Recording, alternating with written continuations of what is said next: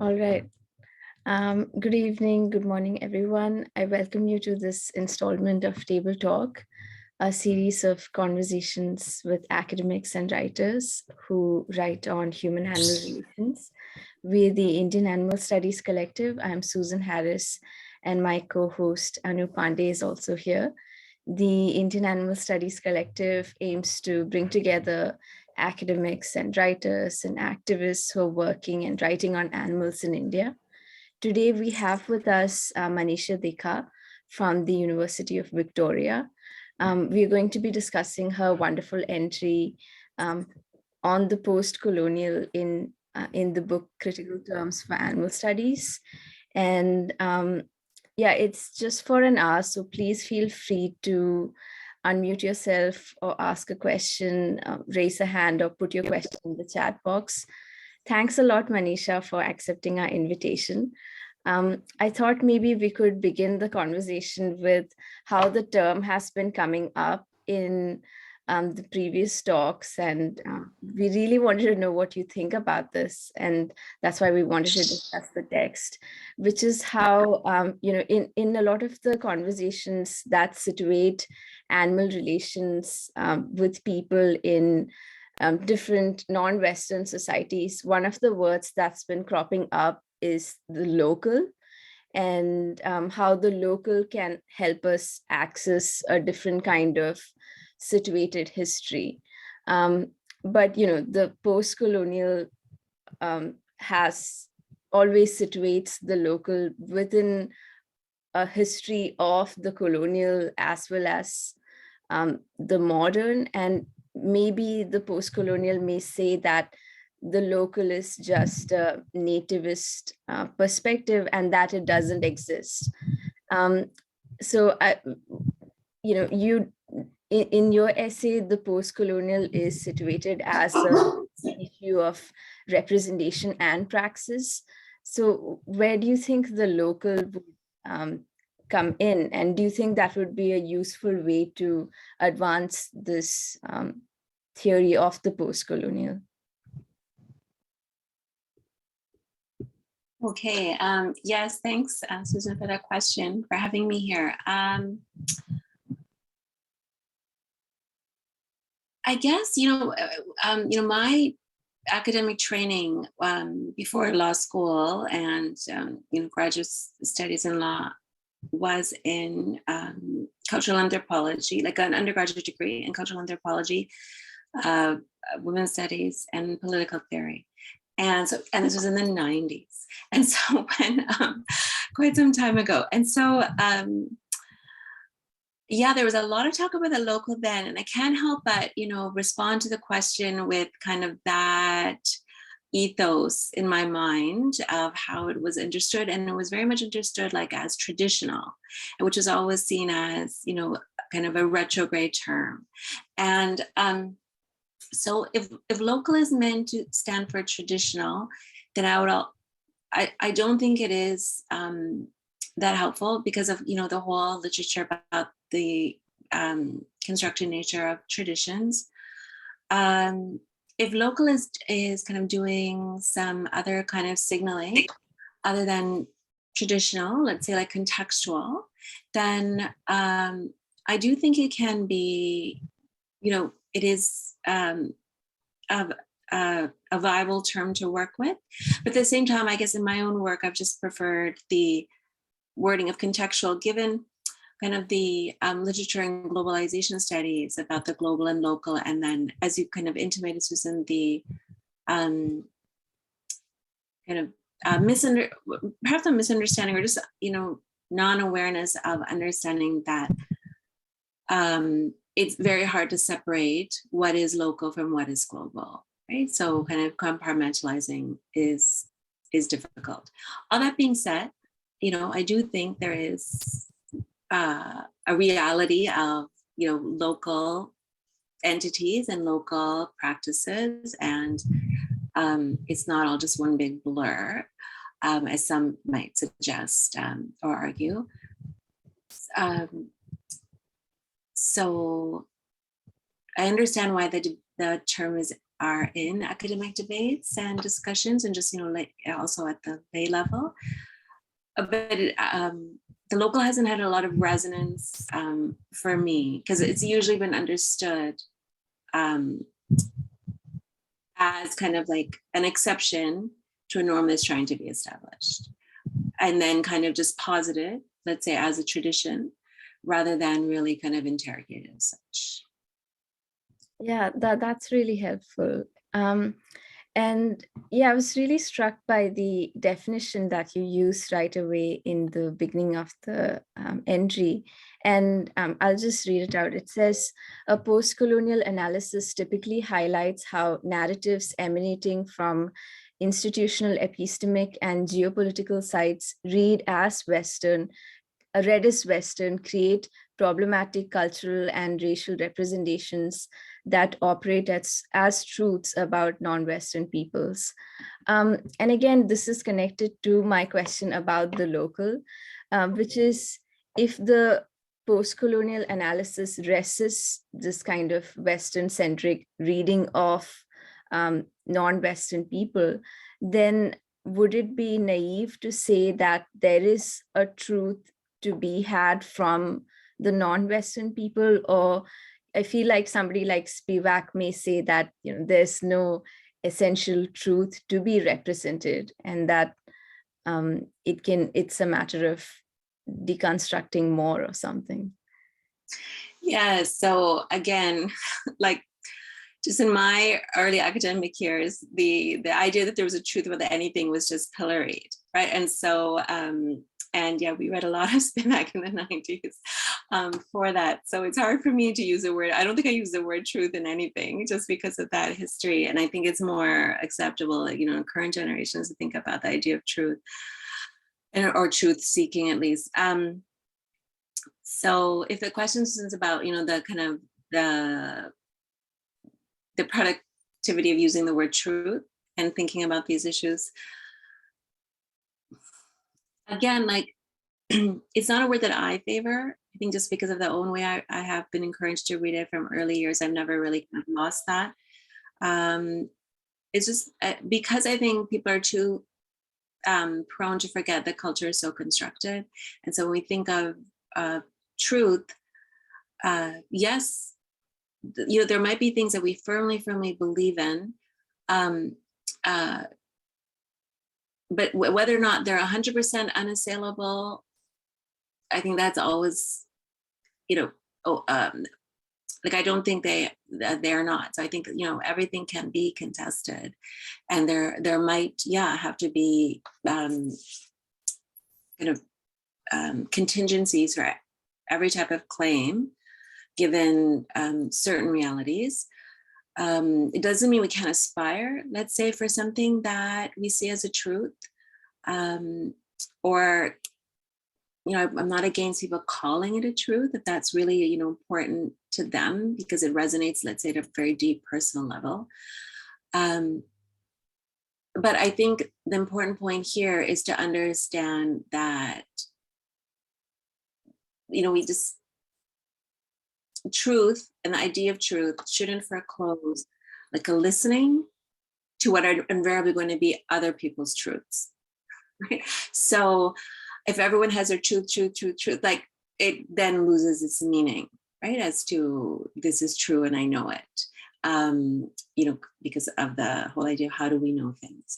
So that's why I don't prefer the term that much, and I don't really use it because I do want to leave claims open as much as I may argue for them and really believe them. As you could see in my work, I do argue for things and really believe in things, especially with respect to the exploitation of animals. But I think truth has a closing off that may not, at least in academia, be very helpful if the purpose is still critical thinking, right? And critical inquiry. And we can see in public spaces, in public discourse and public realities, it's also not that helpful because things just get hardened and ossified and the public debate just deteriorates into almost nothing. And among the three things that you examine in the essay, and this is, you've looked at it elsewhere too, why is it that for a post-colonial analysis, the vegan praxis becomes so central?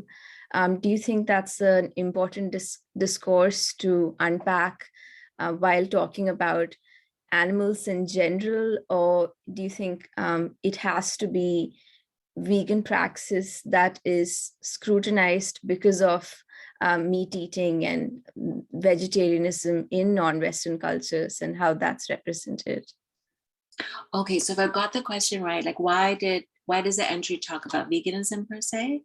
Yeah, why is a vegan praxis central to a post-colonial analysis?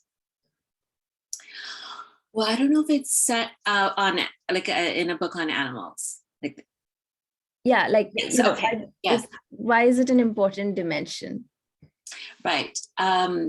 What it was important to mention for me to include, just because so much of at least the English language literature in Western spaces is about, veganism being a position of cultural imperialism or not. And in my own, teachings of this and discussions like over years, I first started writing and thinking, like publishing on animals. It's an early academic, which is now more than 15 years ago. So this is always a question I get. Even if I'm not talking about veganism, I'm not talking about diets, I'm just saying something about animals. So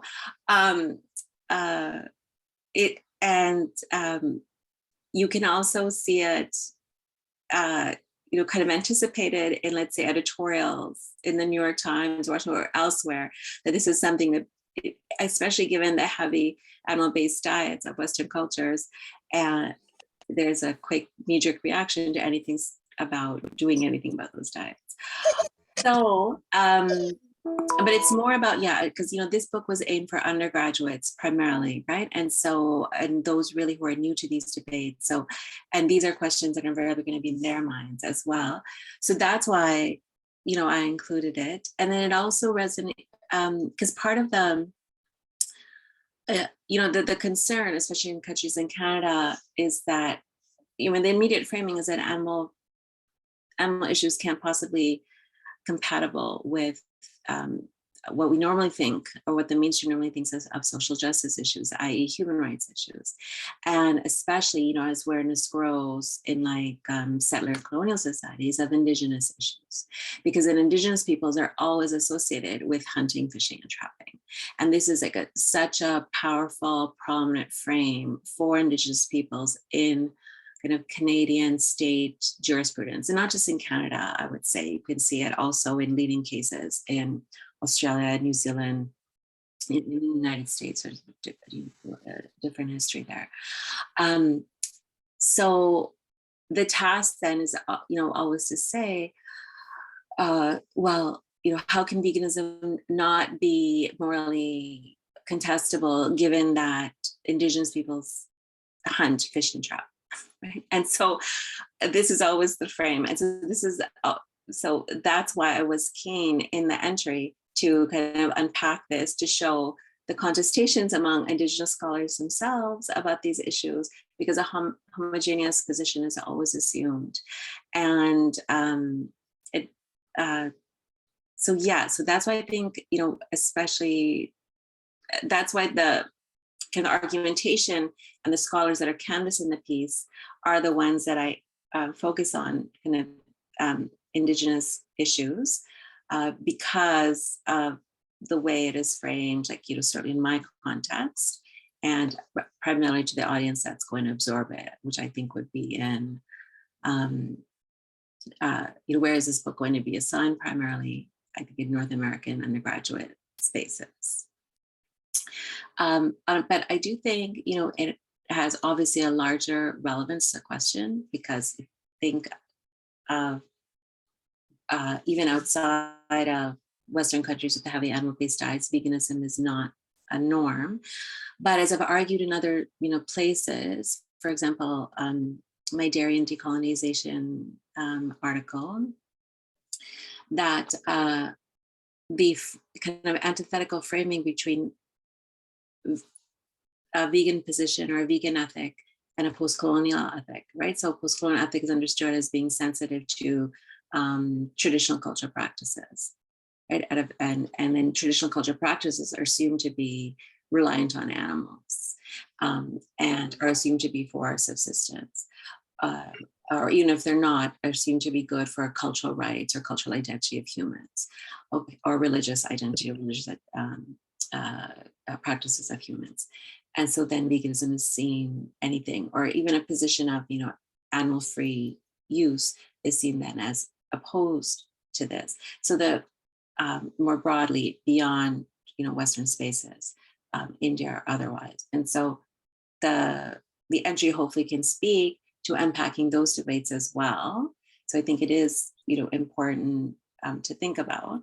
But then thirdly, it's also, if we think about how animals are commodified globally, right? We know factory farming starts in the United States and globalizes, and we know the numbers today for land animals and just also for aquatic animals in terms of deep sea trawling, ocean trawling, and even fish farming and just other forms of fishing.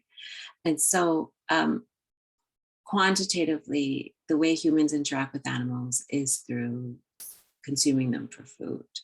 And so I think that's a third reason to think about what are our obligations to animals, if we are constructing an ethic around them. Then of course veganism needs to be kind of front and center there, to be proposed and perhaps questioned in some respects, but then as I do in the entry, ultimately defend it. Anu, go ahead.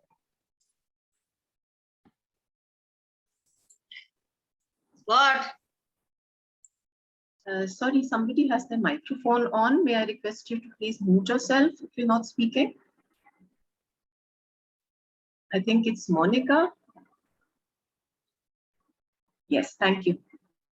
Maneesha, you've actually partly answered my question already, what I meant to ask right now and what you said. And I was also thinking about this idea of veganism that you mentioned as being one of the core areas, one of the core concerns that comes up in the meeting space, so to speak, of post-colonial and animal studies. And that made me think about our first speaker when we started out with the table talks for the IASC.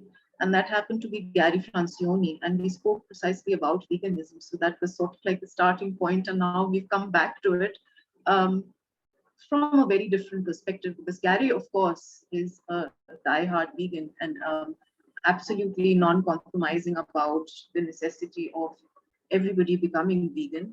And he was kind enough to share with us his reasons for believing the same. In India, in the Indian context, of course, it's not so much veganism as it is vegetarianism that prevails, but a lot of the other things that go along with veganism are the same here. I mean, what one consumes, the food one eats, becoming one of the most important, one of the most intimate markers of identity, and how any kind of control of eating practices, which in the case of India is also happening through the state machinery, can lead to a larger social unrest because of certain kinds of restrictions that are placed on the dietary practices of certain communities or groups in the name of animal welfare, for example. And I wondered how you see this. Is there any way out? Because I believe the same concerns exist also for veganism. How do you balance the rights of the animals to exist versus the rights of the people, of the indigenous communities, of all communities to consume what they want to eat, and in a lot of cases what they need to eat, because that is the only nutritious source of food for them, the only thing. So if it comes down to a matter of survival, what happens? Because I don't see this getting resolved anywhere in any scenario. Okay, I'm just going to pull a book 1 second and recommend a chapter that really addresses this question. I'll certainly address it myself, but I don't know if you've had either Chloe Taylor or Kelly Struthers Munford. They're both kind of Canadian scholars. Yeah. Okay, that was a 2020 Routledge text, Colonialism and Animality. Again, very much kind of from a Canadian, Australian perspectives. Okay, so, but yeah, their chapter, called, what is it called? Yeah, Beyond Edibility, Towards a Non-Speciesist Decolonial Food Ontology. It takes on kind of ecofeminists who argue for carve-outs to veganism. And so they kind of take on that position from also ecofeminist perspective. So yeah, okay. So what I would first say is that, yeah, I think kind of the liberal approaches to these questions that don't take into account issues of culture or religion or other factors of social identity are fundamentally going to be unsatisfying to many people engaged in these debates. And so, yeah, I do think when we talk about these issues, we need to be aware of all kind of nodes of social identity. So that's the first thing I would say. And secondly, I do also think that we have to recognize, yeah, the kind of ongoing stark human inequalities, whether it's, of course, socioeconomic status being so prominent, and other issues, religion, gender, ability, so on as well, right? So these are important oppressive practices to counter. And my own view is that the kind of ongoing, just decade after decade, socioeconomic differences in the world are just, horrible and really need to be addressed by the global community. And so but thirdly, I would say, that doesn't stop like a vegan project. And so here's why not, in my view, because we know that the world can be restructured where everyone has food security and actually a more thriving life, if there was political will to do that. And so the current structure is against those goals, right? And with the heavily subsidized animal industries in many countries.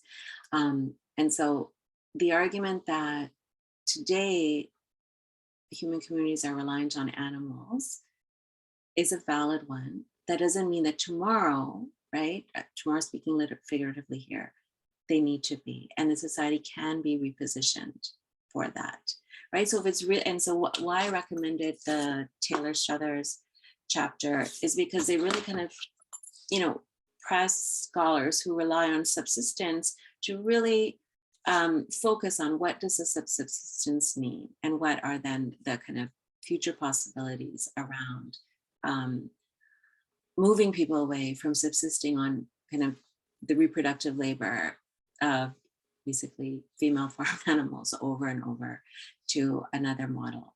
And then also pointing out, right, what we, again, in this framing, what we forget is that the current food system is very much against food security for so many of the food insecure populations in the global South.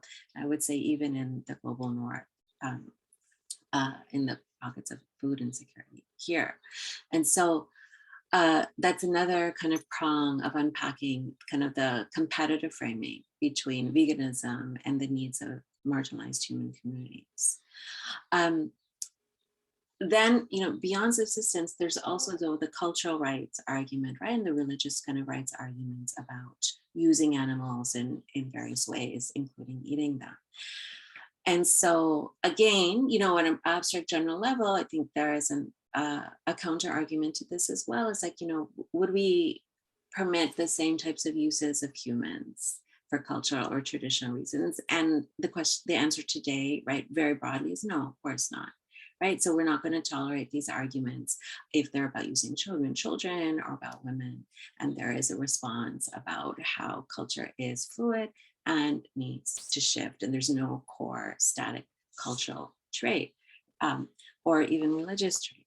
It's all about interpretation and how things are kind of practiced today. So there's a way, I think, to recognize the value of culture and even religion that, again, is in line with social justice concerns around children, around women, around animals. So that doesn't say, all of this is not to say that it's easy to relay this to a larger public, especially right in the context of a state program of hierarchizing people according to what is eaten and what is not. So, strategically, I think, like kind of drawing upon the work of Yamini Narayan and others, right, in the Indian context and outside, you have to think, and coming back to the local contextual question, how in different spaces can arguments about veganism be kind of understood? And here, like, and I'm going back to your opening comment about, India is more about vegetarianism. I myself,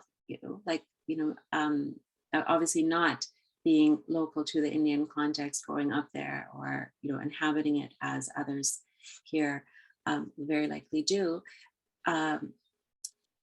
would suggest, like what I've suggested from my own context, where the competitive framing, as I was talking about earlier, is between veganism and indigenous rights of First Nations people in what is known as Canada, actually to concentrate on the question of dairy, right? So, and from all my readings and understandings, right, in the Indian context, it is a kind of the meat eating that comes at issue, and then it is also that same idea here in Canada, that veganism is seen as immediately problematic vis-a-vis indigenous peoples, because indigenous peoples eat animals. But it's not that indigenous peoples drink milk or drink dairy. That is not seen as a traditional cultural practice. And we know from the literature, actually that comes from Europe, right, primarily. And so that was globalized and very much in India as a colonial project, right, and otherwise. So there's a space to talk about veganism, I think, in different contexts in a way that can maybe avoid the really hot, not avoid, but kind of not trigger as quickly the hot button issues in a particular space, to get out the arguments about what's wrong with commodifying animals. So if there is a focus on dairy, and through dairy you can show all the harms involved in animal agriculture with animals, right? And even in spaces that are supposed to be seen as sanctuaries, what have you, for animals. And if you keep on commodifying milk, like even in ahimsa dairies in the UK or what have you, there is still an exploitation ethic going on, right? And so it is, I think, a powerful lens to explain the vegan position without then certain communities feeling vilified for whatever they're doing, because milk is such a global practice. And we also know that, at least take the Indian practice, it is mainstream among Hindus in India to use dairy, right? So I think that is a way of really showcasing the harms to animals without, let's say, getting into a very heated debate right away among some interlocutors because of the ongoing, religious politics around the situation, or in another situation, it could be other types of politics. I don't think those debates can be avoided invariably, but it's a way of laying, much needed groundwork about commitments, about investments, about what we see as important on a broad level for, in terms of, yes, human rights issues are incredibly important, but so are animal rights issues. And actually, you know what? They're not separate. They're very much connected. And here's why. That whole conversation takes a lot to lay out, but there are perhaps strategic ways of entering it so that people don't shut off immediately and can listen longer. We'll take two questions now. First from Tankamani Ravichandran, and then from Krishnanuni Hari.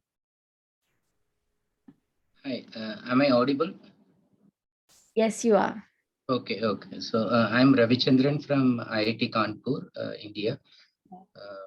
I just have a clarification, and if you could give your insights, it will be really helpful.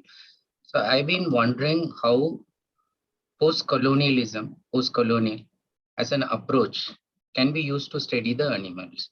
So the issue I have, when we think about post-colonial, the binary is between man and man, okay, human and human, colonial and post-colonial.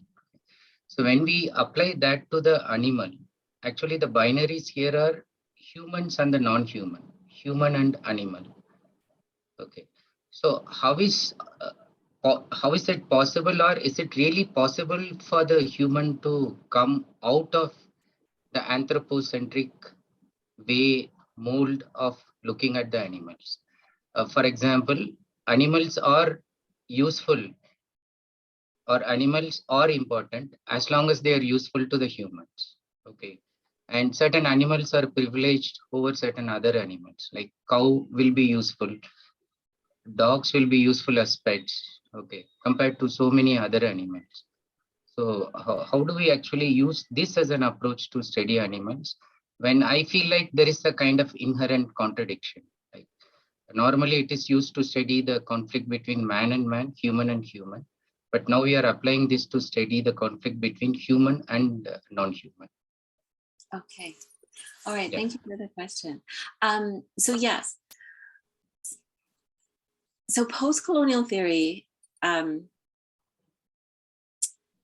is a theory or a framework that tries to show us the kind of constructed nature of how we think of culture and how we think of other human cultures. Yes, especially as it's been kind of a one-way kind of representational gaze between Western societies and non-Western societies, given the history of colonialism and imperialism.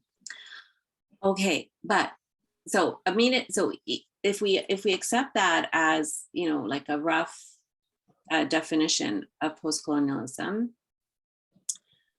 we can pause to say, or to observe, that how humans see, yeah, it's invariably anthropocentric, we are human, right?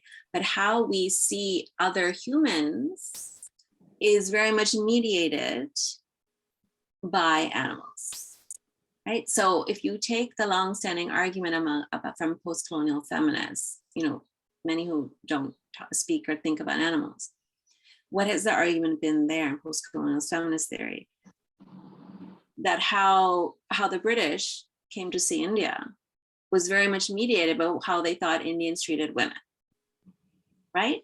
And so that is how the whole idea of the Indian civilization, that was one important piece of British ideas of who Indians are, right? And what India is, was through the gender relations that were kind of perceived by British officials and then kind of made popular to the British public, and those understandings. Same thing with animals, right? So of course, different messages, but animals were also used to mediate the idea of identity in the metropolis in London, right? So in Britain, about the colonies, India and otherwise. So that would be the claim as to why animals are actually central to post-colonial kind of concerns, because we cannot interpret culturally without cultural objects to construct that interpretation. So how do we get a sense of other human beings from what they do, from what they eat, from what they say, from what they believe, right? From how they live. Like, are they living in the cities like we do? From which animals do they use? So that was very important, right? To ideas of, you know, in settler colonial spaces like United States, Canada, the idea that the peoples that were, you know, how is that all constructed as empty land? As scholars have argued, very much so, because there weren't the European known animals, i.e. the cows, the sheep, the pigs, that were being farmed in the way that Europeans did it, right? So that was in the scene, oh, there's no farming going on here. There's no pasture, right? There's no cows grazing. Like, this is empty land, even though there are lots of animals there and there were human beings there who were interfacing with animals, or also, you know, using them, but in a very different way, and you know, arguably through a very different ethic or sense of the animals. So that's just one way to think about, like, how from the get-go, like, so from its origins, post-colonial concerns are, yes, on the surface, it's like, how does one culture see another culture? How does a dominant culture see a kind of a subjugated culture? But then what is constructing the rationale for that domination or for that kind of hierarchical view, and the idea of animals is very much in there. And then of course, secondly, the whole idea of animality is very much central to that kind of civilizational hierarchy. So not just kind of the different animals, but just the sense of, oh, these humans are closer to animals because of X, Y, and Z practices, let's say, or ways of thought, right? So that happened in, like, you know, through kind of non-settler colonies, right, like India, and then like settler colonies like Canada, United States. So I would say it's a very powerful frame, because you cannot understand those histories without thinking of culture in relation to animals and vice versa. And then just, you know, I think it was also kind of intimated in your question, Ravi, but just that colonialism is so much about anthropocentrism. Like colonialism could not have gone forward without animals and different kind of, you know, British or even French ways of thinking and other imperial power ways of thinking about what animals are worth, how they should be used, and, you know, how the world should go forward using them. Thank you. That was interesting. At one point you said, like, we need to look at what do they say, right? And sometimes even what do they think. From the colonial perspectives, the post-colonial subjects do not think, do not speak. So maybe that's the right way to look at the animals also, like trying to understand that they do think, they do speak, they do feel. Yes, yeah. So that would be caught up in that concern about animalizing. Yeah. Mm-hmm. Thank you. Krishnani? Yeah, thank you for your work, Professor Maneesha. I wanted to ask your thoughts about a certain tendency which I have noticed in conferences that happen in India around animal issues, where when you raise the question of violence that is inherent to relationships, to certain forms of relationships with animals in India, you are immediately countered with either the colonial constructedness of the discourse of cruelty, or you are countered with the fact of affect in these relationships with these animals. So the strong affect that exists between for example, the farmer and the cow, or between the elephant and the mahout, etc. So I wanted to ask if you notice this tendency in general animal studies scholarship also, where the question of animal violence is nullified or postponed by sort of an affect washing of the entire relationships with animals. Like, does the trope of effect have an effect or function to of disregarding the violence that is essential to these relationships, so that we don't really have to think of phasing out these violent relationships, but you can just say that to call them violent relationships is to essentialize them as only exploitative, and there are also several other things. So do you see that tendency at all in scholarship? Yeah, so thank you. It's such an interesting question.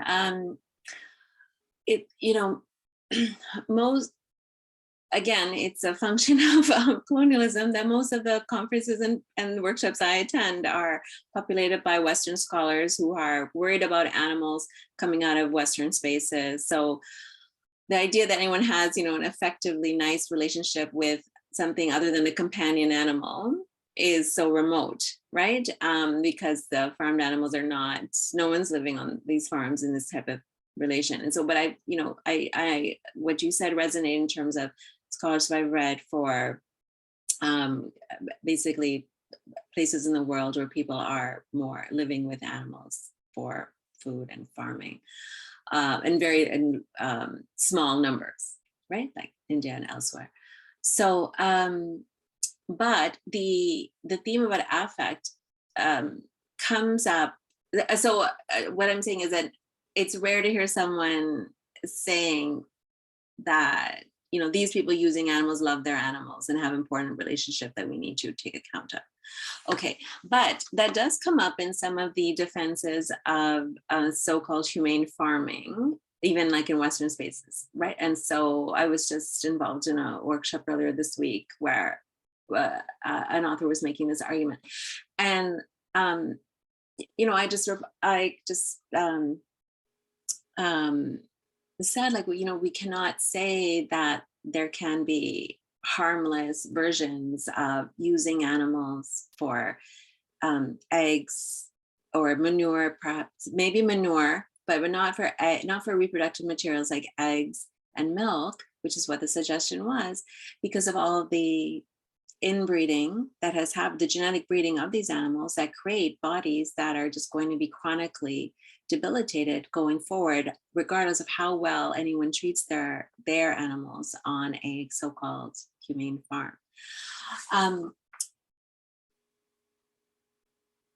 So I think it's less of a topic where the concern is about tackling huge animal industries, right? That there is this humane washing. But I will share with you that is a very prominent frame, I think, among the industries themselves, that we treat these animals well, right? And but among animal studies scholars, there's not a pickup of that. But then how, perhaps I could just go back to the question. I'm not sure if this is part of what you'd like me to respond to, but how to deal with these types of concerns when they come up, even in the spaces you were suggesting, right? When people are worried about more populations who are living very locally with animals. And I would just say, I don't know if everyone's read Parumil Murugan's book, The Story of a Goat. Right? But I recommend that to anyone who wants to think about the interests of animals and what they experience, even among the most dire human situations of drought and poverty, right? And how could we not call what is going on there, violence against all the beings, including the animals as they're being used by the humans for, and the goat's name was Punachi, right? The central character, for her milk over and over to feed the humans. So that's kind of the subsistence issue, but the effective issue, we can, even if you come out of the context of let's say India and farming, or global South and farming, you can think of how, like in aquariums, and amusement parks, the trainers will say, I love these animals, right? I love these animals. And I remember reading the whistleblower at SeaWorld, who wrote about how he loved those orcas. And yes, there can be, I think, a relationship where the human feels intense emotions about the animals that they're still using or working with in an exploitative frame, right? And I do think we can call that exploitation and violence, because I think the easiest way for people to see this is that if this was a human being who was, unremunerated and forced and coerced to be in this laboring position, we would call it violence, right? So that is, like, I think, a powerful argument to present to someone who's suggesting that it's not violence. And the kind of unpacking of, well, cruelty is a British legal concept that was exported, for example, you could say, yeah, it was. And the problem is that was very an anthropocentric concept that would only see certain things as cruel so that other industries and practices could go on from a human frame. And so we need to today have a much larger remit for what we think of as cruelty across industries, right?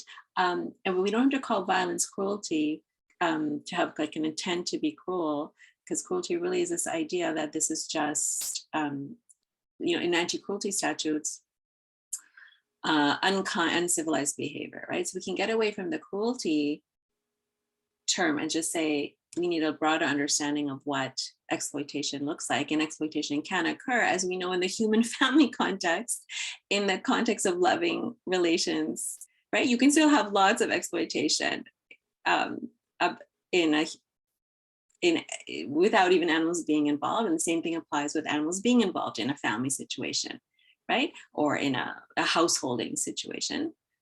And so love doesn't necessarily, if we want to call it love as the kind of a symbolic affect, eliminate violence. Yeah, it makes sense. It makes a lot of sense. Also, I found another tool that was useful in addressing dilemmas like this was that the animals die in the same way at the end of the day. Yes. Because like even when they were really loud, and Radhika Govindarajan, for example, talks about how the scapegoat, the goat marked for slaughter, was treated as a member of the family, but at the end of the day, the goat dies in the same way that a goat in the slaughterhouse dies. So yeah, it doesn't really destabilize the anthropocentrism in that. Thank you. Yes. Yeah, definitely in her book. And I would really I really think the story of a goat is a powerful way to kind of narrate this for someone who's having difficulty seeing the perspective of the animals. Professor Rukmini?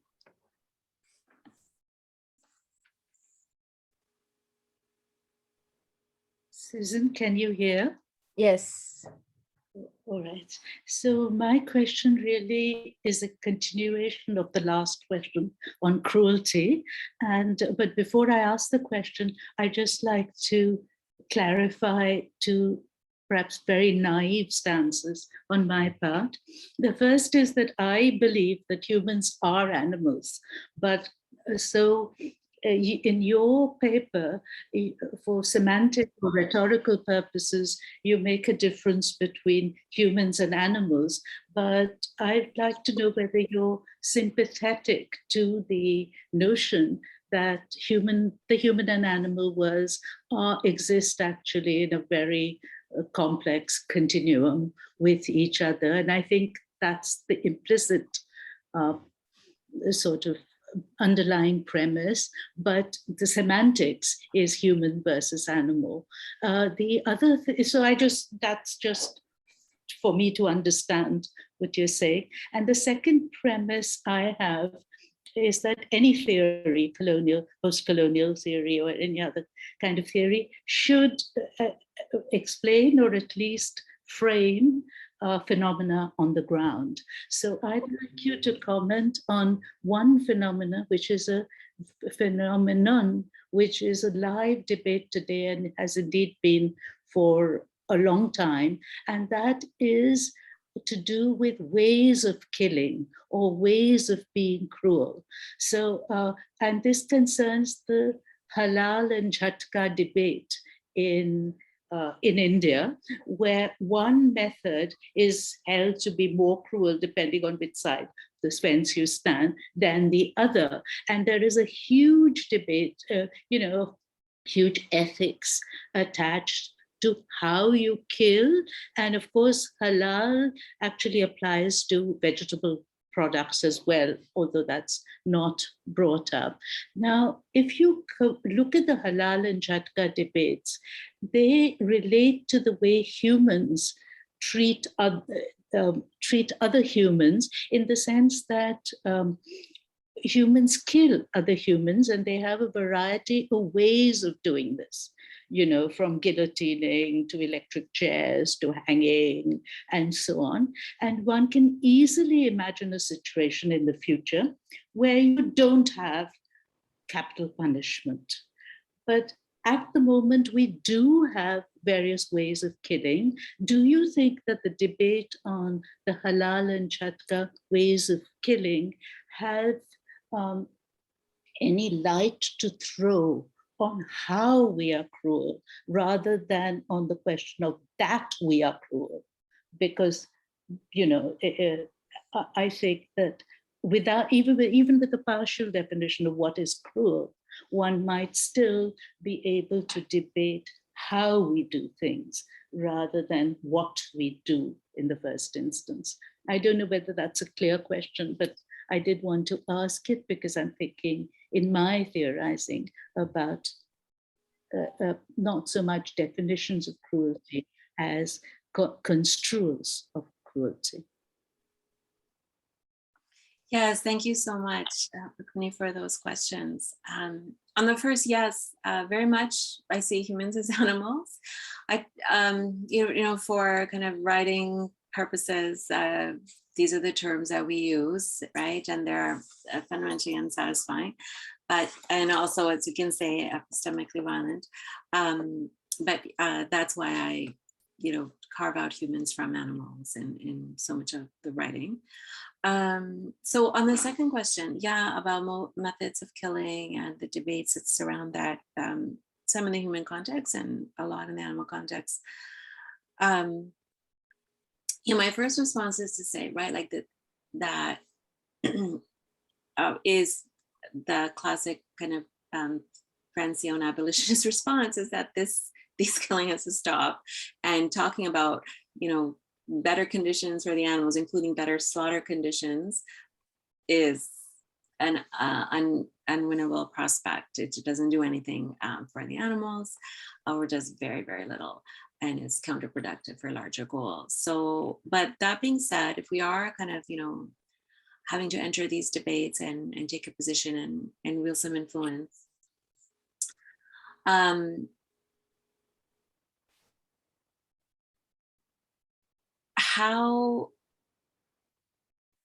I don't think that differentiating among methods of killing can lead to a position that about something being less. I mean, cruel is such a legally loaded word because of the anti-cruelty origins in the anti-cruelty statutes. And so it's always been such a narrow remit. So in one way, if we think of the very legalistic understanding of cruelty as it's normally been interpreted in so many common law now jurisdictions, it's extremely narrow, and that is kind of a defining parameter around this debate.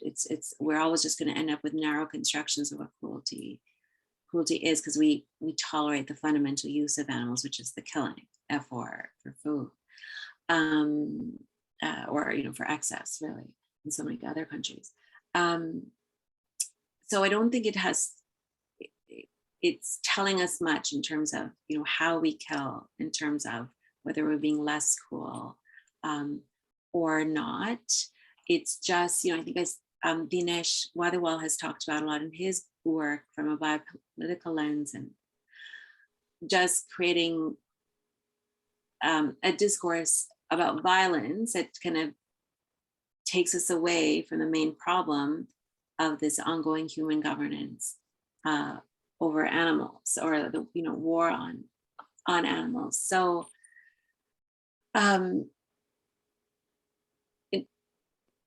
so I don't think I know if I have much more to say about it than that. And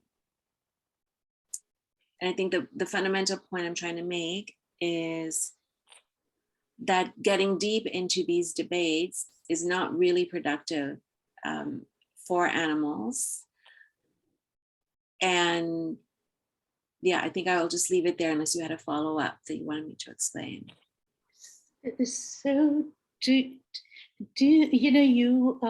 do bring up, at least I think you do, I had a very quick read of your paper, the idea of the animal's acquiescence, whether this is something that one ought to take into account. Okay. Right. So in this case, one could sort of think an animal killed by one method or another, the end product is death.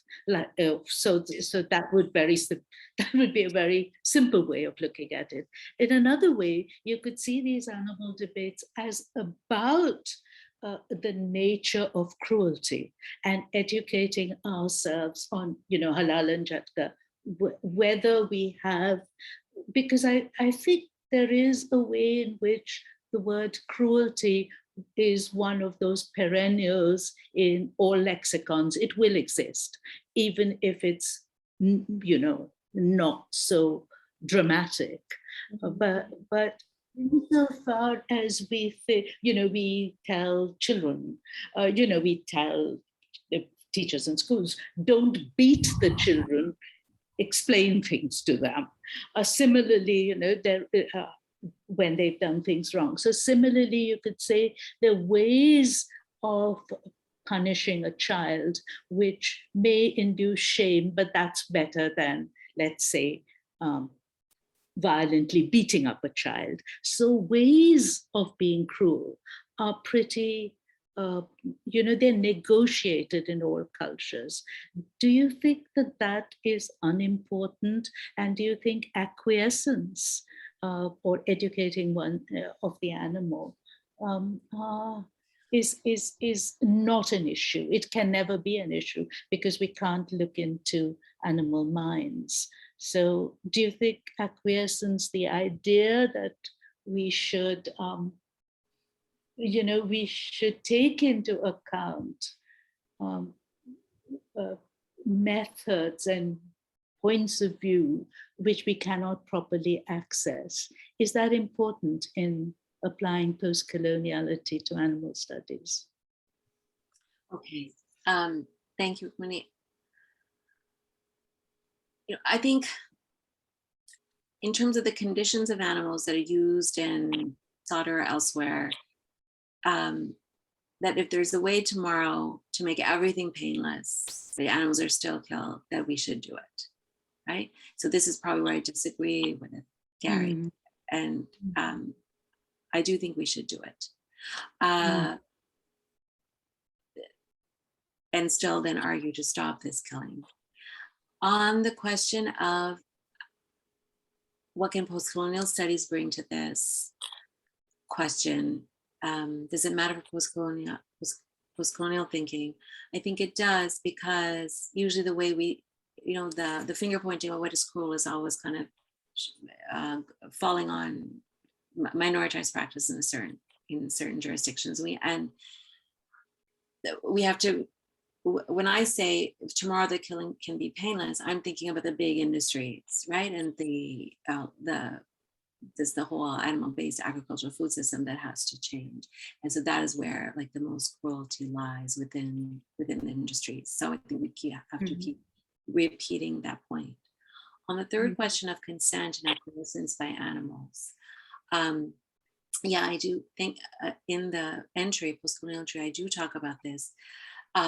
In relation to post-colonial kind of literature around Indigenous issues, because the frame is usually kind of perhaps going back to Hari's questions about affect, the frame is sometimes suggested that animals are consenting, right? So I think I've, Indigenous scholars, Indigenous hunters, and kind of written texts about Indigenous protocols about hunting will talk about the animals consenting. And so this is where a piece, so one of the pieces I cited in the text that Laurie Gruen, the editor volume, directed my attention to by Craig Womack, who's a former Indigenous hunter.